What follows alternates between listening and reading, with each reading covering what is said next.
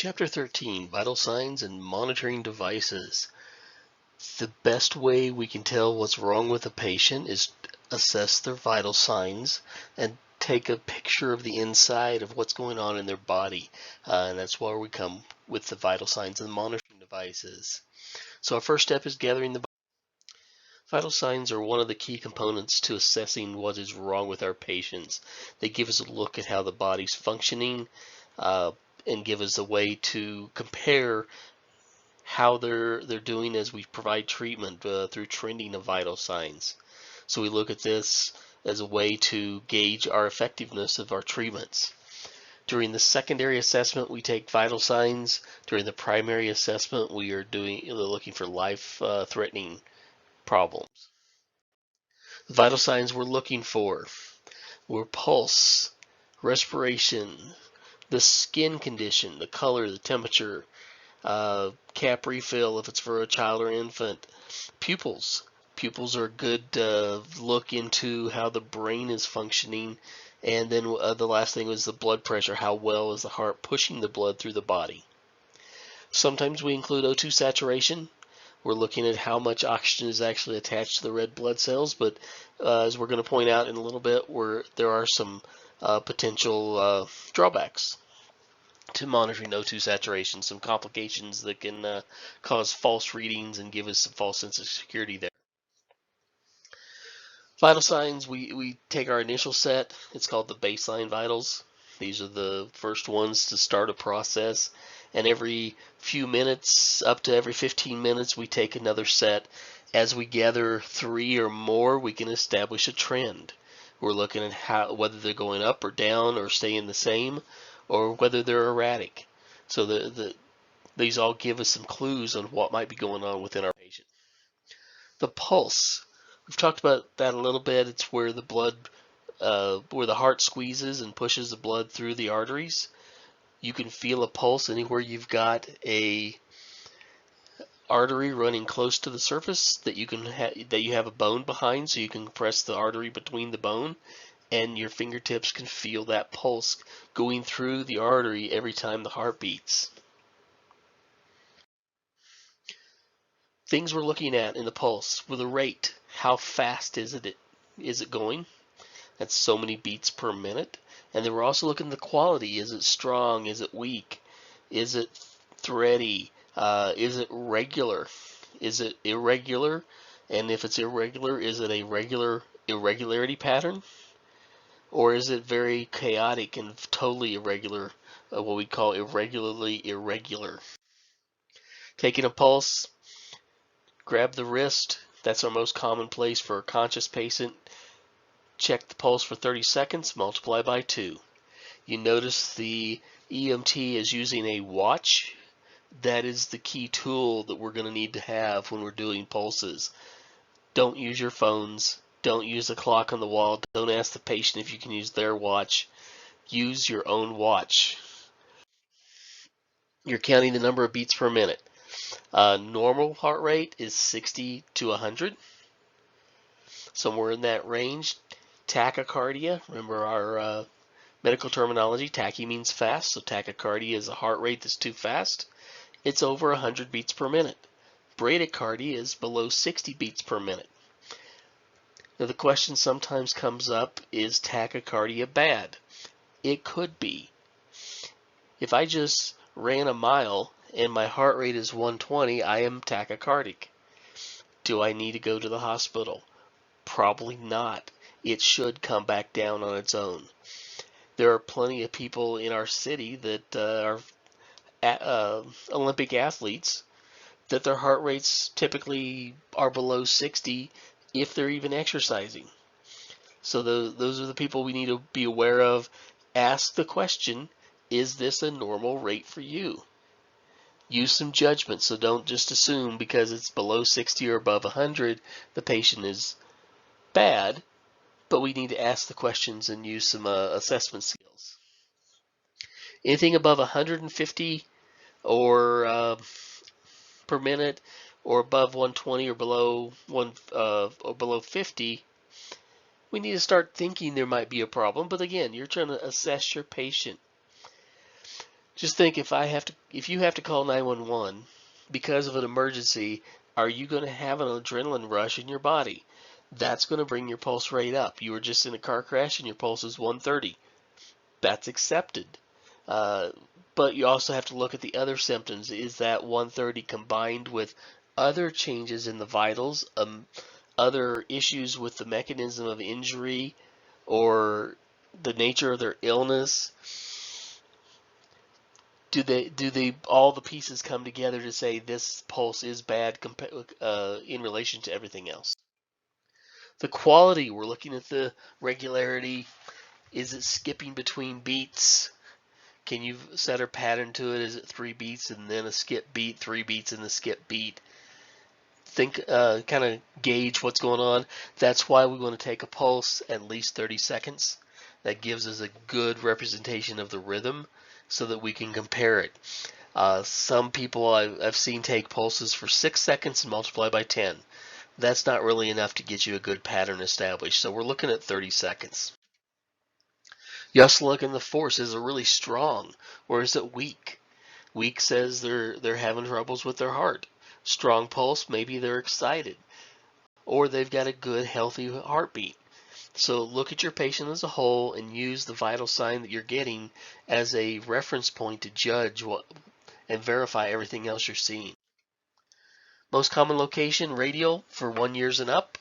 The reason we don't do the radial on the child is because it's kind of hard to get. They don't, their pulses aren't too strong at the wrist. So those are going to be at the brachial up underneath the bicep on top of the humerus. Looking at 3 fingers on the thumb side of the wrist. Do not use your thumb because you will have your own pulse at your thumb that's fairly strong and you may feel that. Possibility that you might have a little elevated heart rate yourself when you're taking care of patients. So we want to make sure you use the best options there and use 3 fingers on the thumb side. Brachial is the kid's upper arm underneath the bicep. Here's an example of that one pushing up on the upper arm of the kid. Carotid pulse. This is typically the core pulse that we're checking on patients that are unresponsive, altered mental status, altered levels of consciousness. Just seeing if we've got the very basic pulse going through the heart because it's only a few inches away from the heart. So you should feel a strong pulse there. Do not check both sides of the neck at the same time. That would be a bad thing if you cut off flow to the brain. So we just check one side at a time. When checking the pulse, you count for 30 seconds, multiply by 2. If you've got a hypothermic patient that has a really weak, slow pulse, or the patient's pulse is very irregular, take the time and take a full 30 or full 60 seconds and see if you can get a good, accurate reading. Respirations. Remember, it's the movement of air in and out of the lungs. We're measuring how fast and how well they are breathing. So we're going to look for rate and quality. Thing about counting breathing, if I tell the patient just breathe normal, they will not breathe normal. So I want to kind of fake them out a little bit and check the pulse. And then after 30 seconds, keep watching their chest, but keep your finger on their pulse so they think you're still taking the pulse, and they should breathe normal for you. Because I guarantee you, if any of my simulation patients, you tell them you are going to check their respirations, they will quit breathing for you, just so you don't get any reading at all. But count for 30 seconds, multiply by 2. So 30 seconds pulse, 30 seconds breathing, and you're on your way. Rate, looking at number of breaths per minute. Normal, rapid, or slow. Normal for adults is 12 to 20. So less than 12 could be a bad thing. Could be they're just really healthy. Greater than 20 could be they're a little short of breath. Look at your patient as a whole. Consider their age, their gender, the size, physical condition, emotional state, all kinds of factors change your breathing rate. So we have to assess the patient as a whole and try to figure out if they're breathing normally or not. 12 to 20 is our normal range. If it's less than 8 or more than 24, then we start getting nervous for them. But we want to talk to them and see if there's a reason they're breathing outside of the normal range. We've got normal on the quality. We've got normal, shallow, labored, noisy. Have you ever walked into a room and you could hear the person breathing because they've got so much congestion in their lungs? Chronic smokers with emphysema and COPD, you can hear them around the corner. Those are the people we're talking about. There's junk in their lungs and you can hear them breathing. Or they're really labored. You look at them and they're working to breathe. Shallow breathing, you can hardly see any movement. Look for irregularities in breathing. Sometimes we have people that have some neurological disorders that will cause their breathing rhythm to change. It'll be really fast and then apneic or no breathing, and then go back to really fast and then go apneic again. So be aware of what's going on with your patient. If you have to, take a full 60 seconds. Otherwise, take 30 and multiply by 2. Skin. You're looking for color, temperature, and condition. Know what normal is. Look at people all around you. Everybody's got a different color skin. So you're looking to see, you can tell on pretty much every skin pigment what pale looks like. You can feel the temperature. Pull the glove back on your hand. Put the back of your hand against their forehead, against their belly. Try to feel the temperature, and you're looking for condition. Is it wet? Is it dry? Is it hot to touch? Is it cold to touch? These are all good information about how the circulation's going with your patient. Again, putting all the pieces together and trying to form a conclusion based on multiple points of data. Checking the nail beds. You're looking for, it should be a nice pink color inside the cheek, inside the lower eyelids. You just pull the eyelids down and you can tell the color of the skin is kind of pink. That's normal. In infants, we're looking at the palms of hands and soles of feet. Dark skin patients, lips and nail beds. Practice looking at people's skin. This is not something you want to go up to them in the mall and say, hey, can I check your eyelids? But look around, get to know your friends, get to know new friends, but always ask permission first before you check them. Abnormal colors we're looking for. Pale. They are not having good perfusion at the surface level. You have cyanotic or kind of blue-gray look. That means they don't have good perfusion and the body's not getting enough oxygen to the surface. So that's called cyanosis. Flushed or red skin. You've seen people when they get embarrassed or they get fever, their skin's kind of flushed. That's telling us there's something wrong. There's more perfusion to the skin than normal. Jaundiced or yellow. That is mainly associated with liver dysfunction. It can tell us there's problems with the liver or a chronic condition that we need to be aware of as we treat our patients. Skin temperature, it's either hot, cold, cool, warm, normal. Most ambulances now carry thermometers thanks to COVID, so you can get a good core temperature of your patient, but it's a quick assessment you can get. Just put your hand on the back of the forehead and feel is there hot, cold, and just kind of get you an idea of what's going on with your patient. There's an example of what you do. Just pull your glove back. I would check your patient. Make sure they don't have any blood or anything else on their forehead before you do this, but you can't feel through the gloves. You need to pull the glove back a little bit, and you can use your forearm where you don't have any dry skin or anything like that, so that you don't have to worry about any transmission of diseases. Kids under 6, we're going to look for cap refill.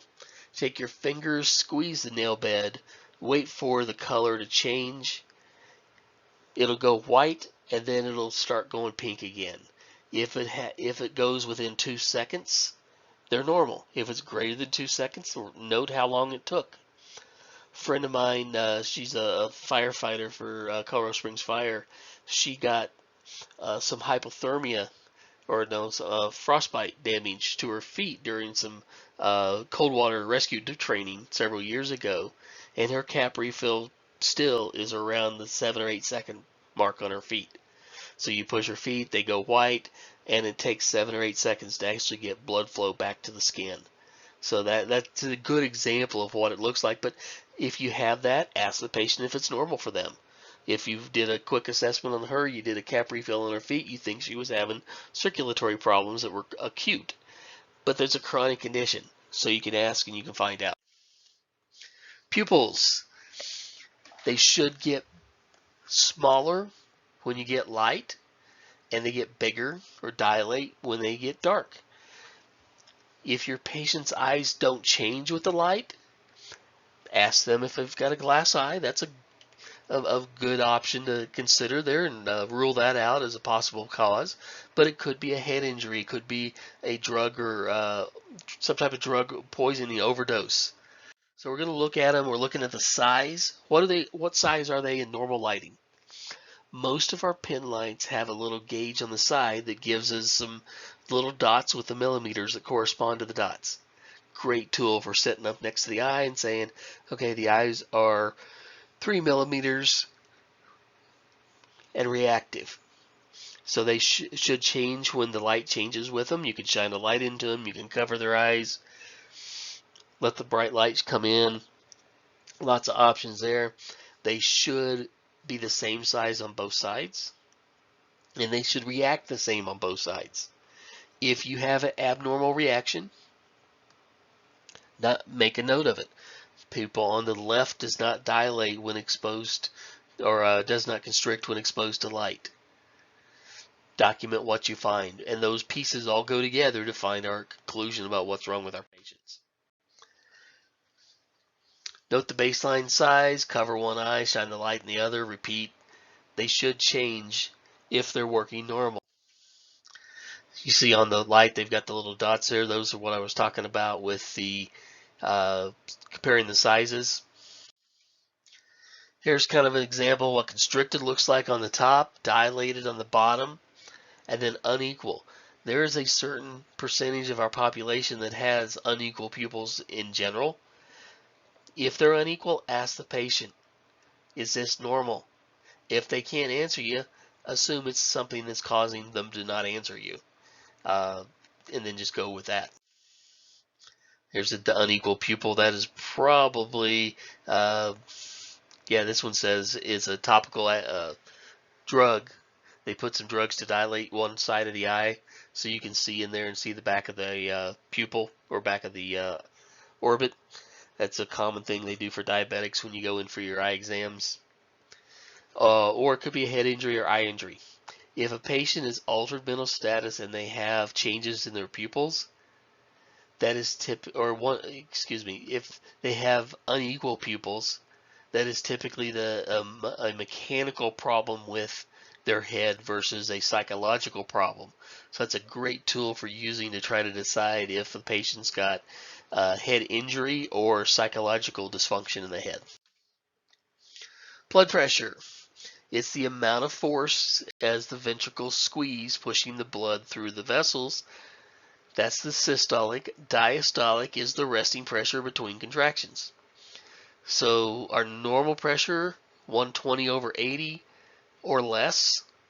Anything above that, we start asking questions. Is that a normal for them? Do they take blood pressure medicines? And then some good follow-up and put the pieces together. We measure it with a sphygmomanometer, or spelled BP cuff, much easier, and your stethoscope. So the cuff needs to be the right size. They have lines on them that if you get the right size, the lines will match up. If you've got a patient whose arm's too small or too big, they won't fit correctly. Then you need to adjust to a bigger cuff or a smaller cuff, depends on the size of your patient. So it goes just above the elbow on the upper part of the arm. There's a little label on the cuff that tells us where to put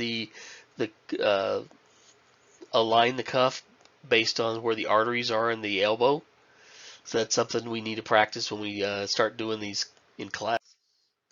There's, you can see the arrow pointing down where you line it up. You want to put it on the body so that you can see the gauge. And there's a lot of discussion. You'll hear complaints on both sides between the manual blood pressure cuff and the automated cuffs that attach to our cardiac monitors. Some people will say, I need a real blood pressure, take it with a cuff first, and then we can use the machine. Some people just use the machine. It all depends on your personal preference. I can tell you, having managed all the cardiac monitors at the fire department, that we calibrated our blood pressure cuffs on a regular basis. I think it was every 6 months. We had a tech come in and calibrated all the machines, so we knew they were accurate at that time. I have yet to find a way to calibrate an EMT to make sure they're accurate in hearing the blood pressure when they do it manually. So there's some pros and cons there. I'm pretty confident that I can do a good manual blood pressure, but if I put it on the machine, I can set it to do it every 3 minutes, every 5 minutes, and then just let it run for me. You still need to monitor your patient, but there's some pros and cons there. Wrap the cuff around the upper arm, put it about 1 inch above the crease of the elbow, put the bladder, center the bladder over the brachial artery. So that's that line pointing down to where you feel the pulse in the brachial artery, right at the AC junction, where the elbow is. Tell the patient what you're going to do. You're going to feel a little squeezing on your arm while we take a blood pressure. Put your stethoscope where the artery is. Pump the cuff up. If you can't feel it or you can't hear it, you can always do palpation. That's what this picture is showing, is you feel the artery, you pump it up, and when you can't feel it, that's your systolic pressure. You go a little bit higher, then let it out slowly, and where you start feeling it again, you've confirmed that's what the pressure is. Inflate the cuff. Some professions teach you to inflate the cuff to 200, some to 180. What we do in EMS is we want to go 30 millimeters higher than where the pulse disappears.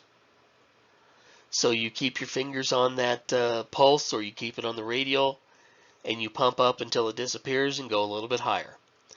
The thing is, if you go too high and it sets there, the heart is going to push a little bit harder to try to get a pressure high enough to go past whatever's obstructing it. So you're going to create a little bit higher blood pressure by going up to the higher numbers, and you give you a little false reading there. It's not a lot, but it's not necessary, because you don't need to keep going higher if you know it's only going to be 120. You can go up to 150 and come back down and find it. So you go up to 150s, 160s, slowly release it, and when you hear the lub, you start hearing boop, boop, boop in your stethoscope that's on the artery, that's your systolic. When it disappears, that's your diastolic.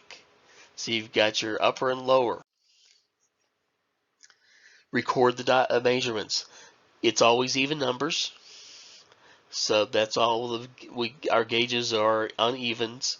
You might, if you do a automated cuff, it might give you odds, but that's fine. Document what you did.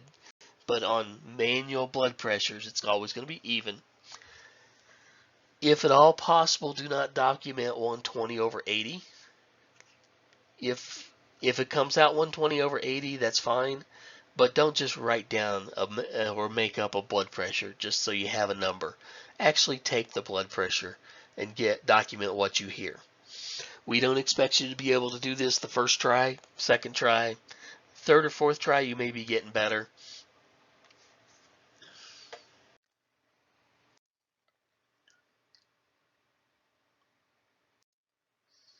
On pediatrics, it's kind of hard to get a blood pressure on the really little kiddos. We do have cuffs, but most of the time we just go with pulse, respirations, and skin temperature. If you can get a blood pressure, great, it helps you out. But if you can't, that's okay too. Use the blood pressure monitor, put it on.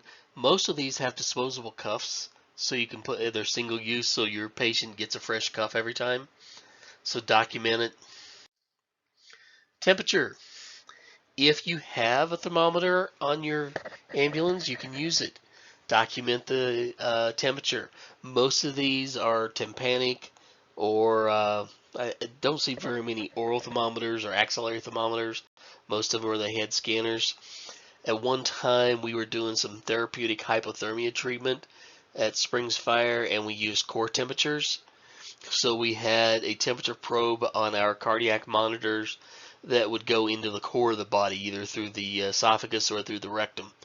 So they were monitoring right in the center of the body. But that's not your typical way you monitor. With COVID, we've got plenty of tympanic thermometers out there. So we just scan them and get the good temperature on the patient. Document the all the variables that might affect your temperature, time of day, activity, age of the patient, where you took it, especially if you're using a thermometer that can measure different body parts, whether it's a axillary, you put it under the armpit, whether it's a oral thermometer, whether it's a tympanic nerve, the one that goes in the ear, or just one that scans the forehead. Document where you measured it. That helps us adjust for the differences in the different locations in their temperatures. Here's the oral thermometer. I doubt we have any of those left with COVID. I would bet everything switched over to these scanning thermometers. Probably don't want to have a glass thermometer in the ambulance, and definitely you do not want to have a red glass thermometer. That's a bad thing. That's a paramedic skill. Don't touch it. All right, other monitoring devices. We want to measure how much oxygen is in the red blood cells floating through the blood. This is called the O2 saturation, or SpO2. It measures how many red blood cells are in the sampling set and how many of those have oxygen attached to them. So then this tool is a pulse oximeter, or pulse ox. It's the little clippy thing that you put on your finger, and it tells you a percentage. Here's what it looks like. You take it, put it on the finger. It's even got the picture of the finger, so you know how to put it on there. The heart rate on there is for confirmation purposes only. That is not how you check a pulse on your patient. Actually feel for a pulse. Don't get lazy and use this. And then the SpO2 is your percentage of red blood cells that are saturated with oxygen. When do you use a pulse ox? We use them on pretty much every patient now. Put it on, you get a pulse ox. You just have to be aware that there's some limitations and some things that can fool the machine, and hopefully you're smart enough that you're not fooled. So hypothermia, you're going to draw the blood to the core. You're not going to have any red blood circulating through the fingertips. You're also got to worry about fingernails or fake fingernails or fingernail polish. They're going to disrupt the signal going through. So we got to be aware of the complications there. Normal range is 96 over 100. Mild hypothermia or hypoxia is 91 to 95. At our elevation, anything over 90 is good as long as the patient looks good. If the patient looks like they're struggling to breathe and they've got a 92, treat them like they need a little oxygen. If they're breathing normal, talking normal, and it's 92, then you probably don't need to. Anything below 90, we're starting to get a little concerned now. That's not normal at our altitude. We need to give them some oxygen. And we're going to look at several factors before we determine how much, but if it's below 90, that's a trigger that says, I got to look, there might be a problem. So we're using the pieces to create a picture here, and it's not a final decision. So people that are in shock or hypothermia may not have good perfusion to the fingertips. So remember I said it measures the percentage of the red blood cells that are saturated with oxygen. If I have 100 red blood cells and 99 of them are saturated with oxygen, I've got a 99% O2 sat. If I have 4 red blood cells and all 4 of them have oxygen, I've got 100%. But I've only got 4 red blood cells saturated versus 99, which would be a lower number. So think about that as a possible cause. The patient looks bad sick, but they have a good number. That could be the problem. The other thing that messes with us is carbon monoxide. It latches on to the red blood cells, and it's kind of like that friend that never leaves your apartment. They just keep sleeping on the couch and you can't get rid of them. So you've got these red blood cells with the carbon monoxide floating around, and it won't drop off when it goes through the lungs. So you've got saturated red blood cells. It looks like it's carrying oxygen because it's got one oxygen on there. So you get a high number, but the patient's not doing well. If the patient's moving around and the probe's not getting a good connection problem, nail polish, anemia. Anemia is lack of red blood cells, and hypovolemia. They don't have any volume in the bloodstream. If you don't have any red blood cells, they can't be saturated. So think about this. If you get a good reading or a bad reading, are there any contributing factors that are giving me a false reading? Help us out here. Blood glucose meters. As EMTs, you can do a glucose test on a patient. Really simple process. Most of your diabetics already do this multiple times a day, and so if you're not sure, they can help you. But it's a simple little tool. We carry them in the ambulance. We've got those in our trauma bags here, so we're going to practice with them. But the kit's pretty simple. It comes with a box or a container full of the test strips. You've got the alcohol swab here to clean off the fingertips. We've got lancets. These you just twist off that little blue tab there, and you push the button and it shoots a needle into the skin, just maybe a millimeter in, so it's not a big deal. And then you've got your glucometer. Glucometer, you've got this place here to put the strip in. Once you put the strip in, it comes up that it's ready. You drop a blood on it, and it gives you a number. You can use the patient's or you can use your one in the ambulance. Just kind of depends on what you get. If the number comes up really high or really low and the patient looks normal, maybe test with a different machine. See if it is really true. Sometimes the machines, the glucose strips go out of date. The machine battery may be low. So question the numbers. I got one. I was testing that. I even forgot the name of them. They were the ones that you put on and continuously monitor glucose, and it told me I had a glucose reading of 20, and I felt fine. Tested on a regular glucometer, and it got 96. So check your monitor before you freak out. Use your protocols. We have protocols that authorize EMTs to use these. Check your local system and what they allow, and use it only if you're authorized. They have to be calibrated. Most of the newer ones calibrate when you put the stick in, so you don't have to worry about anything on that. Get the device set up, get the test strip put in, get the lancet out, clean the finger. Make sure we're getting the good clean surface to do the finger prick. Stick the finger, tell them what you're doing before you stick it. Some systems recommend you take a gauze pad and wipe off the first drop of blood, and then get a second drop of blood out and test that one. Some you test the first. So know your local protocols. My preference is just test the first drop that comes out. And then once you get the reading, dispose of the lancet and the test strip in your biohazards and document your reading. Normal levels are 70 to 100. Ask if they've eaten. Ask when the last time they ate and what they ate. That may have some changes on it, or ask them what their normal is. If their normal is 160 and you get 100, that's not good. That means they are low compared to what they normally function at. So that might be causing your problems even though they're in the normal range for us. So that's why we got to go back and ask them what their normal range is.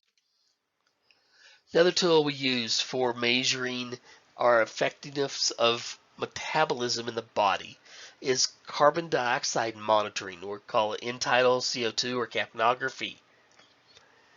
When you have good metabolism in the body, your body produces carbon dioxide. Yes, we produce the greenhouse gases.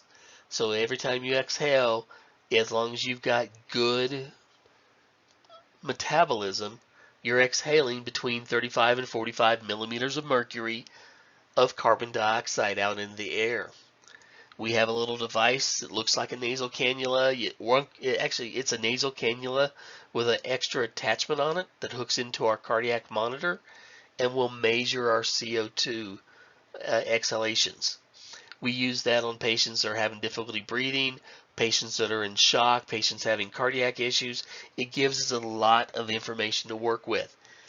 It's not going to change our treatment as EMTs, but it's going to tell us a lot of things that can help us give a big picture to the doctor at the hospital on what's going on with our patients so they can get prepared correctly for when we bring our patient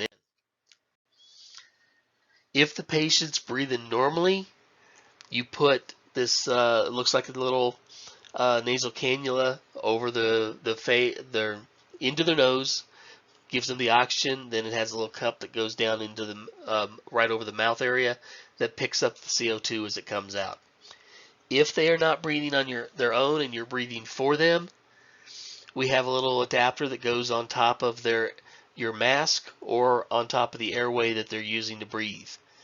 So we've got two systems there. So we got lots of different tools that we're going to use to take vitals. We're looking for pulse, respirations, looking for blood pressure, capnography, SpO2, skin temperature condition, temperature in general, pupils. So we've got lots of information we're gathering, and these are all pieces to the puzzle.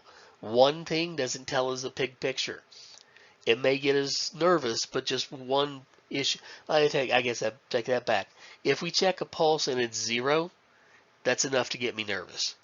But if I need to put all the other pieces together and see how they work. So, like always, if you have questions, write them down and bring them to class, and let's have some fun talking about them. So, thanks, guys.